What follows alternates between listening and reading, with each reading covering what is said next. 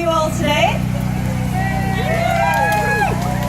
My name is I'm with the Winnipeg Working Group.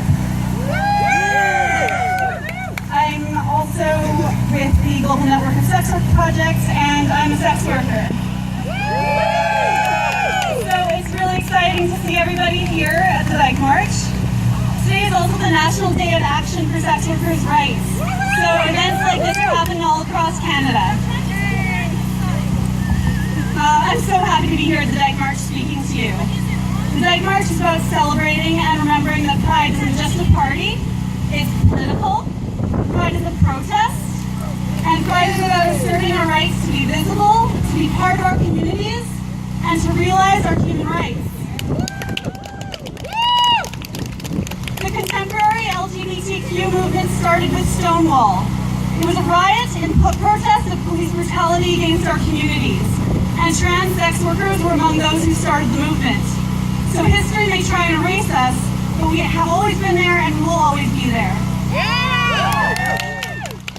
Today, the gay rights movement has made huge progress, and it's heartening to see that trans rights and visibility are starting to gain some headway.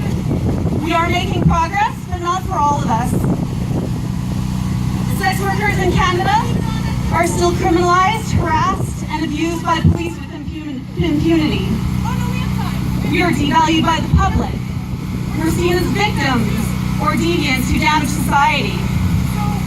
We face stigma and discrimination in accessing health care, social services, employment, and education opportunities.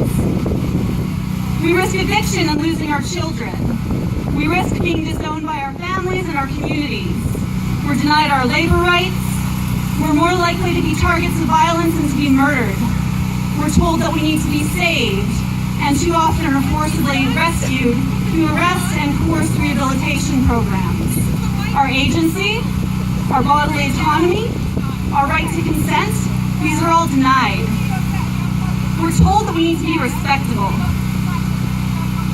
Even if you're not a sex worker, these experiences may resonate with you as queer and trans people.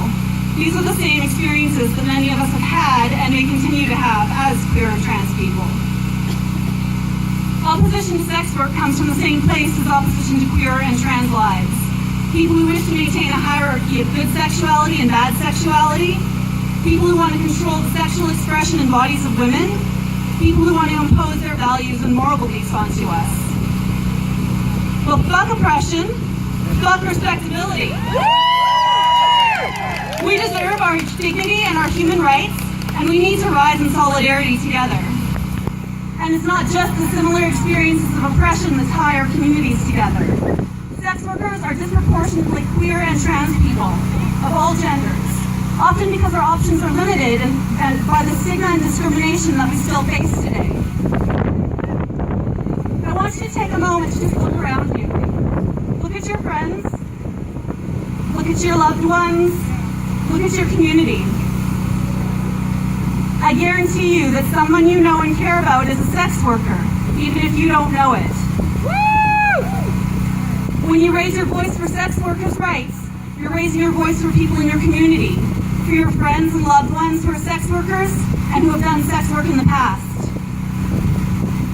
We don't always come to sex work from a full range of options, but when we decide to do sex work, whether it's because it's the right thing for us to do or out of necessity, we deserve to do our work in safety with full access to our labor rights and human rights. We deserve to have our decision respected. Sex work is work. Sex worker rights are human rights.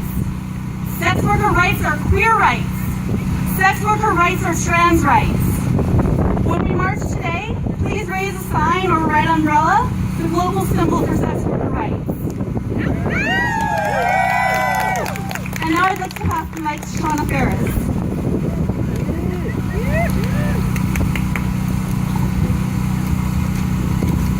Sorry, a little bit more low tech than Elena.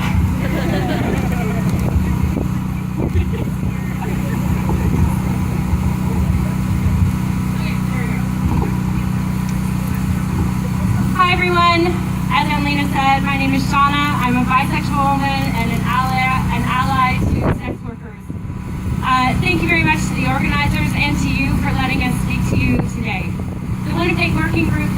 and supports you, we are here to ask that if you don't do so already, you support us too. Both Canadian law and a lot of the mainstream discourse here in Winnipeg come way too close to saying that sex work and human trafficking are the same thing. We are here to tell you that sex work is not the same as human trafficking. Sex trafficking involves coercion, trickery, or both. Sex work involves neither trickery or coercion. But some people get into sex work as a result of very limited options for supporting themselves and their families. The Winnipeg Working Group, like other sex worker activist groups across Canada, as well as the Canadian Public Health Association and international agencies such as UNAIDS, the World Health Organization, Human Rights Watch, and medical journal The Lancet, call for the decriminalization of sex workers and their clients. We are also here to tell you that international evidence shows that any form of criminalization of sex workers or their clients contributes to horror stigma, as well as the marginalization and really extreme violence against people working in the sex trade. In short, as Anlena has already said, sex work is work, and the people who do it should be protected rather than targeted by our laws and the police who enforce them. We also want to suggest that how people get into sex work is less important than whether they can get out and whether they have a criminal record before or after they exit. For those of you who want to know concrete things that you can do to support sex workers, here are some suggestions from the Winnipeg Working Group. Think about how to interact with sex workers in a respectful manner. Educate yourself, your co-workers, or your fellow students by checking resources on the Facebook pages of the Canadian Alliance for Sex Work Law Reform, the Winnipeg Working Group, the Sex Professionals of Canada, or Pivot Legal Society. Or if you're on Twitter, try checking the hashtag SexWork and Not Your Rescue Project. You can also write to MPs and candidates for the upcoming federal election about the need to decriminalize sex workers and their clients. If you want to do that, you can use the Winnipeg Working Group template on our Facebook page. You can also think about how your workplace or school can be inclusive and open to sex workers. Some basic education of workers or educators and some signs that say sex work friendly place will be a great way to begin. Think about sex workers as members of your community, not people to be ejected from it. Thanks so much for letting us speak to you today.